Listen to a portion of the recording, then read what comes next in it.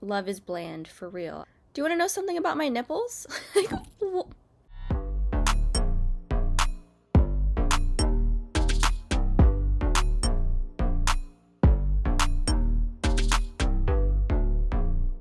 Hi everyone, welcome back to my channel. I am Selena, and today we are doing a review of episodes 1 through 3, season 8, Love is Blind. This is the most boring season I've ever watched. Love is bland, for real. I saw someone comment that on TikTok and I was like, that is so true. I did not make that up, and that is exactly how this season is. Honestly, if you want to watch Love is Blind season 8 for context, you can. I know I'm a bit late, but this is episode 1 through 3. I heard the drama really starts at episode 6, but you know what? This season is so boring so far. We're just gonna merge the first 3 episodes, okay? Let me know in the comment section down below what you think about this season so far. It is so bland, no seasoning. I yawned several times, and the whole time I would get a little bit happy about this one couple, and then I'd just be like, what are they even saying? And why are we in the pods for so long? A lot of these conversations do not seem like someone is trying to see if that person could be their potential spouse. I get the whole editing thing. I get, we're not seeing every single conversation. However, there's just questions about aliens. There's questions about, oh, if you make it to the honeymoon part, are you gonna have sex there or not? Do you want to know something about my nipples? And I'm going to insert the clip so you can see that I'm not just saying stuff, okay? So, episode 1, we meet Daniel. He describes himself as a short king, and short kings deserve love too. I don't know the cutoff for the height for a short king. He matches with Taylor. She's a colonoscopy nurse. They hit it off. I think they're basically each other's #1 connections. They kind of talk about everything. We meet Devin, and he's the basketball coach for high school girls. And then Brittany, who is a former hooper. She says she's really good. Devin says he's really good. They kind of, kiki, and it's really cute. I feel like they're the only couple, honestly, or only connection that we see some genuine good banter, laughing back and forth. Everything else is weird, I'm telling you. Devin is 5 years younger than Brittany. There's a significant age gap. The 2 women that he is connecting with are in their 30s. Brittany, who is the former hooper. There's also Virginia. I think she's a healthcare recruiter. Devin matches with Brittany and Virginia. And I will say, I think he has a stronger connection with Brittany. With Virginia, they had a connection. They both realized they went to the same high school. She is 5 years older. What I liked about Devin is that even though he is younger, he kind of affirms that that's not an issue for him. And he only brings it up once. He lets both of the connections know, hey, I know I'm younger. I've dated someone older than me before. I'm kind of serious about finding my person. And then that's that. He doesn't continue to bring it up. And both of the connections, Brittany and Virginia, they're very accepting. I like it. We also hear Virginia kind of say, hey, you're not like anyone that I've connected with before. You're not like any of my boyfriends before. So I do think that if they do end up moving forward with the next step and get engaged, I'm not sure if it would be an opposites attract type thing. Devin also mentions that typically the girls that he goes for are interested in basketball, kind of sporty, and Virginia's not like that. I suspect he's interested in trying something new versus someone like Brittany, who is very similar to him, and they have a really good connection. I can't tell if he's trying to shy away from that. I think Devin and Virginia are trying new things, but I honestly think he has a better connection with Brittany. Next we have David. We know why he's here. I feel like he's just a walking red flag. I want to root for people who are genuinely trying to find love. Even in the trailer, he says, how old are you? Lauren says 30, and then he's like, oh, so you're not attractive anymore? Yeah. And you know what's terrible is that he has the audacity to say that and not give any other indications that he's kidding. Like, because there's a wall there, he can't really show Lauren that he's kidding and that he's just trying to be funny. It's not funny. I know I just chuckled, but I'm laughing at the audacity. I just feel like it's crazy because he didn't only do that once, but he would just start out his first pod dates with, what's wrong with you? My name's Dave. Dave. What's your name? Monica. Monica, why are you here? What's wrong with you? So what's wrong with you? What's wrong with you? So what's wrong with you? Instead of, why are you here? What are you looking for? So what's wrong with you? You're obviously here basically because something's wrong with you and you haven't found love. That's what I interpret. What do you interpret? And I don't know what's crazier is the fact that he comes in hot like that. That's his first impression. And he has 2 connections connections. So I mentioned Lauren. She is the former school teacher. Now she's in educational sales. She seems like a sweetheart. I feel like she genuinely wants to find love. I don't know why she doesn't have the discernment to cut David off. I think he goes by both. But anyways, you can just clearly tell that they're connecting, and it's kind of more so just talking about ambitions. He doesn't really get sexual with Lauren, but with his other connection, Molly, he gets sexual a lot, and it's very weird because it's so different. I feel like that's a part of the dating process. You know, you talk about intimacy or whatever, but he's asking about preferences in the bedroom, but he doesn't do that with Lauren until, I think it's episode 2, until he finds out that Lauren has had a party girl experience where she parties with her friends. It's just really weird that once he finds out that Lauren has had partied before, he's like, oh, now I can open up a little bit more. It's almost like he hasn't had any in a while, and he's like, whoa. Who's gonna give it to me first? That's the impression that I think. Something to note about Molly is that she's never had a boyfriend before. And so to go from never having a boyfriend, you've had like maybe situationships and stuff, and now you're on a journey to find a husband in like 4 weeks? How does that make any sense? That makes me question things a little bit. It seems like Molly only has Dave as her connection. We kind of see it in the pods where there's this weird thing where Molly's like, come on you guys, like we all know who each other is connecting with and talking to, and then Lauren's like I'm just kind of private about mine, and Molly, I don't think she has any idea, but she's like, well, I don't care, like that's kind of the name of the game type thing. And then Molly ends up sharing with Lauren that her connection's Dave, and then Lauren was like, got it. And then we see her crying in confessional about it. You're really crying over a guy who said, oh, so you're no longer attractive, and that was your first impression of him? Where's that discernment? Like, I get that not every first impression is going to be great, but this man gave several opportunities to tell you and show you who he is, and for you to be that worked up about it is crazy. I mean, I don't know what it's like to be in the pods.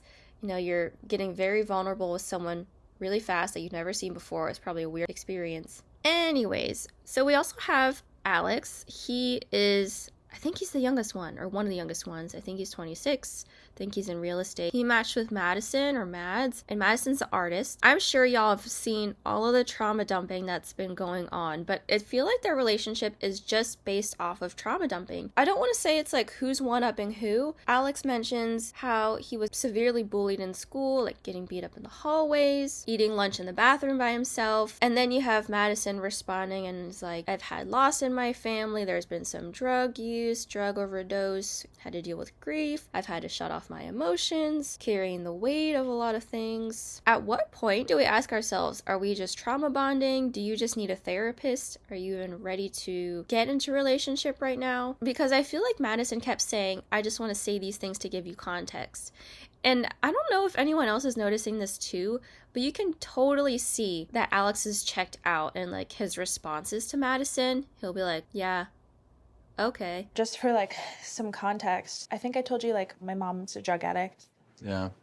It's like, I think Madison is eating it up when he says that. It's really interesting because Madison's other connection is Mason. These are a lot of names to remember. Mason, he's a really sweet guy. I think he's just low-key horny.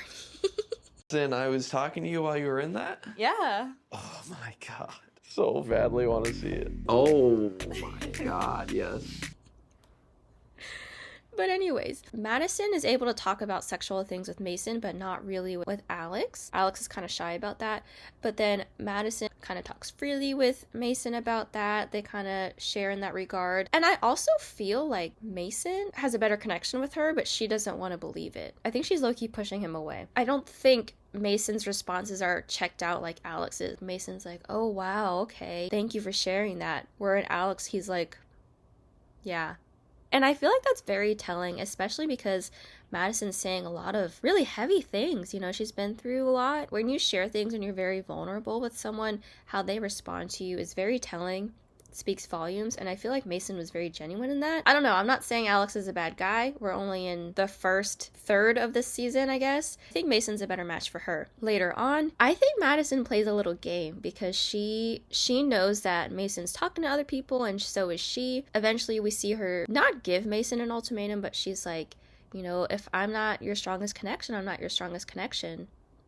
I just kind of want to know. He's just like, well, that's true. Like, I'd be the same. Like, I'm glad you're saying that, but I also want to make sure I figure out what's best for me, and same with you. And then you have Madison saying, oh, my other connection, he's like amazing, and I kind of like keep my connections to myself, but I do know about your other connection, and every time she comes out of a date with you, I can just tell, and you're it for her. It's just you. She basically tells Mason that the other girl that he's talking to is the only connection that the other girl has, Meg. Meg is the other connection.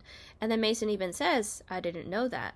So I think Madison's playing like a little game. I feel empathy for Madison and what she's gone through, but I also feel like she needs therapy before she goes through all this and tries to find a husband. But it's still early in the season. The other connection that Mason has is Meg. People are coming for her because she's like 31 and everyone's saying she looks like in her 40s. That's so bad. I listened to a Joe Rogan podcast once, and he was talking about how people will pour like some kind of material into like an ant tunnel, like an ant home, to see like the shape. And he said like ant homes are so intricate underground. There's different powers out in the universe. Yeah. And how like once you reach a certain energy and certain power, you can actually control the weather. I don't even know what she says half the time. I feel like normally we do not see people in their pod conversations for this long. We see little snippets normally, but it seems like we're seeing people talk for 15 minutes straight, and that's why it is so boring. And it's stupid stuff. Like, she's like, what do you think of pet names? What kind of pet names do you like? And then Mason says, oh, like for what I should call you? And then she's like, no, for like your dog. And then Mason's like,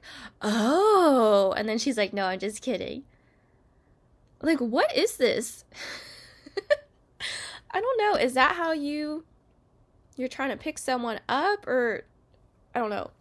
Why can't we see the conversations of what is something that you are looking for in a wife? What's your ideal date? What are your red flags? Why are you single? We don't really see any of those conversations. We see, oh, I listened to a Joe Rogan podcast. Do you think aliens are nice? Like, we see that, and it's like, okay. I like those cute little games that they do in Love is Blind. Would you rather? You guys play putt-putt. You listen to music together with the headsets, but some of these conversations are weird, and it was really not necessary to show us that. We also see Sara and Ben, so we see them very briefly. Sara, she has a sister who is part of the LGBTQ plus community. I think she says queer, so I'm going to refer to Sara's sister as identifying as queer. Sara is basically asking some really great questions to Ben. She basically says, hey, what do you think about religion? My sister is queer, and she says people in religious communities are not very nice and welcoming to my sister, so it's kind of made me think of religion differently. I don't like how they've treated my sister. I'm not closed off to religion, but like, what are your thoughts? He basically says he's open. Later on, we see another good question that she asks, and she says, what do you think about Black Lives Matter? And then he says, I just kind of stay out of it. And she says, don't like those answers. And I love that she's advocating for herself. And you know what? Ignorance is bliss. If you remove yourself from things that are happening in the world, what happened to George Floyd happened in their state, in Minnesota. And she brings that up. And she's basically saying, this affects you. And, you know, it's interesting. You can't teach values to people. I think that's a really good point. We're only seeing her ask important questions for someone who is looking to get married. And he's basically saying, you know, I'm not part of it, but I'm not this way or this way.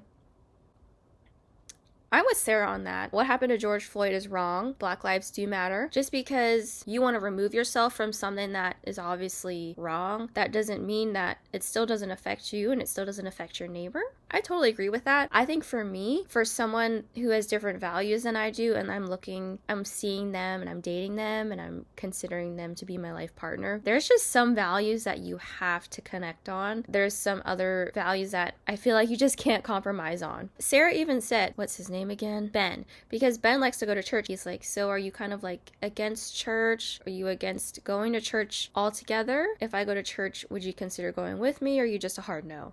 And she says no, like if they're welcoming, yes. And it's good that they're showing that kind of stuff besides all the alien questions. Daniel and Taylor again, so short king and colonoscopy nurse. And Daniel calls himself a short king, so I'm not just calling him that, you guys.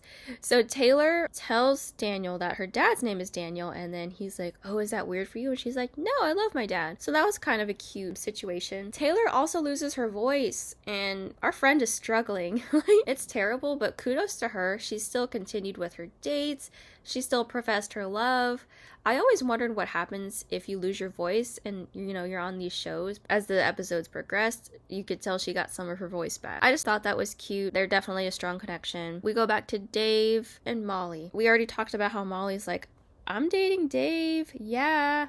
And then definitely Lauren knows, but Molly doesn't know that Dave is also talking to Lauren. Anyway, so there's that weird dynamic still going on. Dave admits to Molly that he's cheated on folks in the past. He works in medical device sales. I think he mentions in the beginning how he used to be focused on looks a lot, but he's learned integrity from his mom. And then Molly's like, what do you mean about integrity? Can you share a little bit more? He's like, I cheated before. She was like, I figured, but there's nothing you could do besides delete someone that would make me like stop talking to you or whatever. And he's opening up to her a little bit more. I thought that was interesting because Lauren doesn't know that, or at least from what we can see. We don't see him telling Lauren that. We only saw him tell Lauren that he has a tattoo of his childhood home address. He doesn't really get that vulnerable with Lauren. I just feel like she's being strung along. So we get back to Brittany and Devin, Brittany and Devin. They both discover that both of their dads' names are Willie. Not short for William, but Willie. And I thought that was really cute. Devin also shares his middle name, and that's something that he was kind of reluctant to do because of the reactions once people find out his middle name. So that was cute because it's like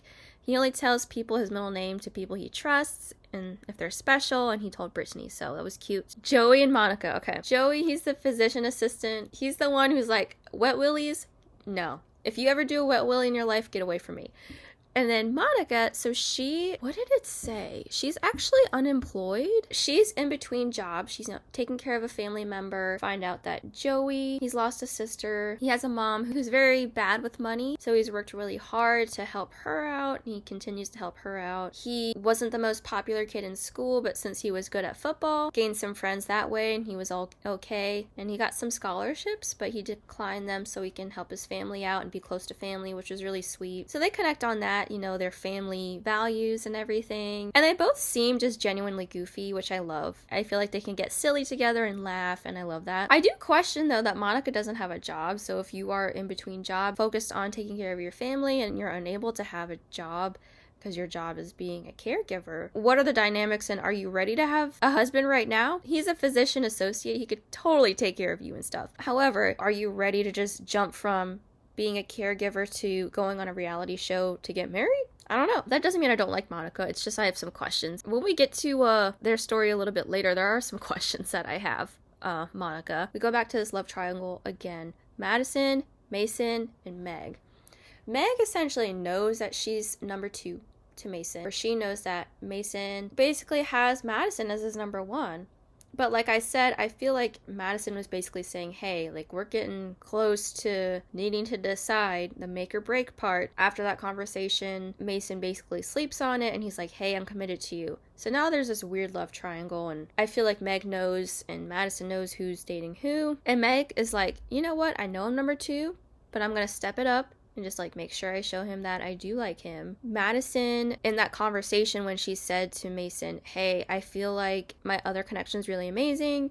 He gives me a lot of words of affirmation. I don't really get that from you. And then the rest of the date is just so awkward. The energy that I got from Alex when he was talking to Madison is the same energy that I got from this date. I feel like Madison is giving Mason the Alex energy, just the oh, okay, yeah.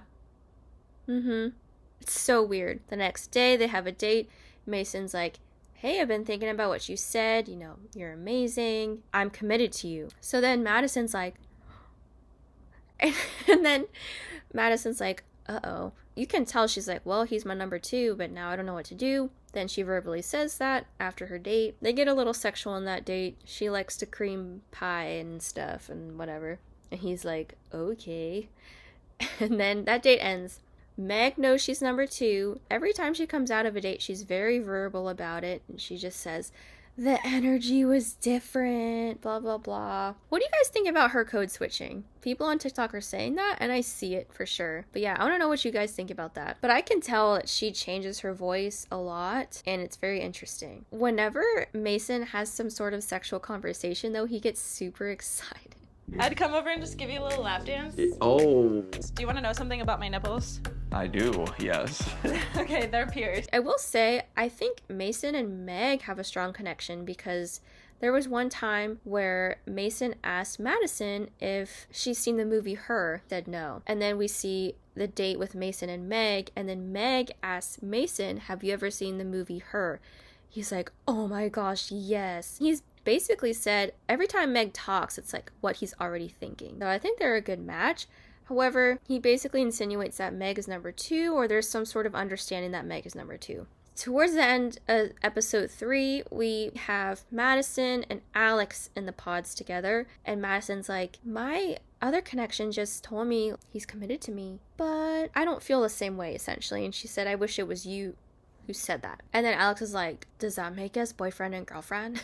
And then all of a sudden, Alex is more enthusiastic in this pod date. Maybe it's because she's not trauma dumping and they're not trauma bonding. But now she's like, oh my gosh, I'm so giddy. And he's like, haha, me too. And then they become girlfriend and boyfriend. And then that's when Meg's like, oh, so she's gonna break it off with Mason. Is Mason gonna be with me because I'm the only option left, or because he actually likes me? Now I'm thinking too much. Okay, done with that. Now we get back to Joey and Monica. So they get engaged. Again, I like Joey. And I also feel like I hear his accent. If you're from Minnesota, let me know. Does he have that true Minnesotan accent? I like it. Get engaged. This reveal is very awkward and odd, but also parts of it are cute. We see Joey and Monica and the doors open, and Joey's kind of just being himself, like, oh my gosh, ha, Monica. And like, she has the same energy too. And she's like, I noticed though, just from what I'm observing, I feel like Monica's insecure about her height. Because she like,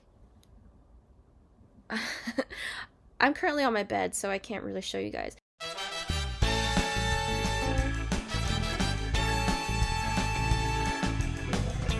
But she's like squatting down most of the time. Listen, Monica, I'm not coming for you. I get it, and I feel like you were very energetic. But something about this reveal, what it gave is that she may not be as attracted to, I forget his name, there's so many names.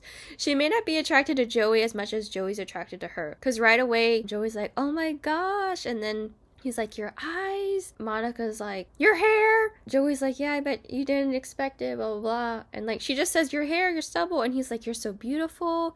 And she's like, well, what do you think about me? But she never says you're cute to his face. She says, your hair, your stubble, you look like Tarzan.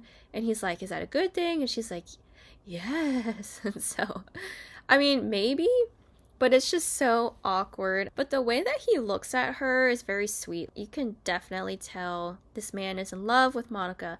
He asks for a kiss, they do it. But, okay, going back to this season where we have the guy who wears, like, the American flag everything, JP and that girl, what's her name, with Ellen. The kiss reminded me of those kisses where it's just like woodpecker but like very aggressive. I don't know, I think I could see Joey trying to give her some nice sweet subtle kisses, and she's like, we still have more episodes to go. I don't know how I feel. My favorite couple right now is Devin and Brittany. I like Joey a lot. I hope it works out with Monica, but that reveal was kind of weird. I know it could be awkward. Not in that situation, but that was interesting. Allegedly, this season picks up starting episode 6. Hopefully, this next episode, something happens. And you know, that's the thing too. Were they trying to just like put scraps together to find something to put in these episodes? Because I swear everyone's falling asleep trying to watch this season. Thank you guys so much for watching. Like, share, subscribe. If you don't, I just appreciate you being here. I will see y'all in my next video. Bye!